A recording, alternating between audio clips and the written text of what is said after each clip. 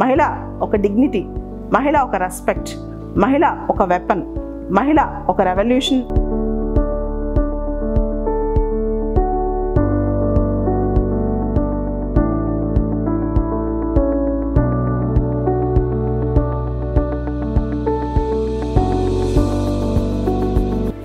నేను అనుకుంటాను ఉమెన్కి wisdom and elegance are the two virtues అని. అంటే విజ్ఞానం, దాంతోపాటు మహిళకు ఉండాల్సిన డిగ్నిటీ, ఈ రెండు కూడా మహిళకి గొప్ప వర్చ్యూస్ అనుకుంటూ ఉంటాను. అటువంటి మహిళలు వంటింటికే పరిమితం కాకుండా అన్ని రంగాల్లో నెంబర్ 1 అవ్వాలని కూడా నేను కృషి చేస్తుంటాను. మహిళా సాధికారతే నా లక్ష్యం.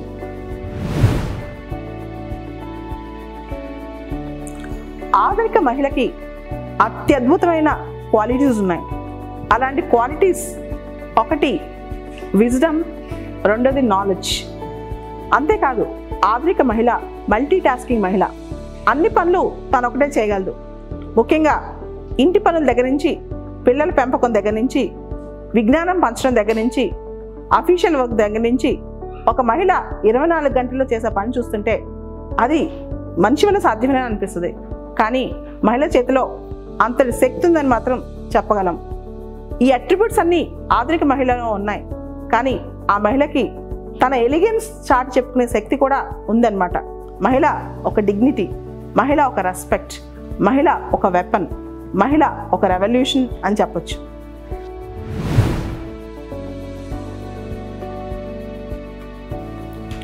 నేను సివిల్ సర్వీసెస్ ఎగ్జామినేషన్ రాయటం ఎందుకు చూస్ చేసుకున్నాను, లేదా సివిల్ సర్వీసెస్కి ఎందుకు గైడెన్స్ ఇచ్చాను అంటే, ప్రపంచాన్ని, ముఖ్యంగా భారతదేశం విషయానికి వస్తే పబ్లిక్ సర్వీసెస్లో ఉన్న లోటుపాట్లన్నీ నివృత్తి చేసి ప్రజలకి మంచి సేవలు అందించే దృక్పథంలో ఎప్పుడైనా సరే ప్రతి సివిల్ సర్వెంట్ ఆలోచించాలని నేను కోరుకుంటాను.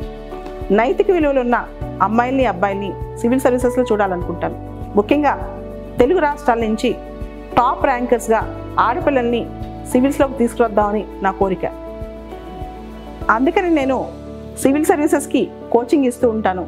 అంతేకాదు ప్రత్యేకంగా ఎటువంటి కెరీర్ గైడెన్స్కైనా ఆడపిల్లలకు సపోర్ట్ చేస్తూ ఉంటాను.